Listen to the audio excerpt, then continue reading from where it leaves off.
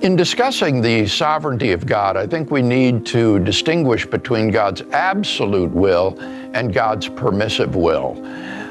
God's absolute will would be that no human being ever sin in any situation in which he finds himself. God wills that every person always do the right thing.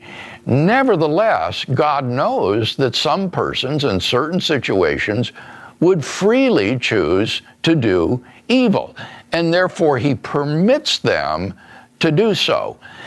Now, God, ruling over human nature and over history, is provident and only permits these evils to happen with a view toward achieving his ultimate aims and purposes, even through the bad decisions that people make. So he remains sovereign in that everything is within his control, but he permits certain things to occur that he does not absolutely will, but merely wills permissively.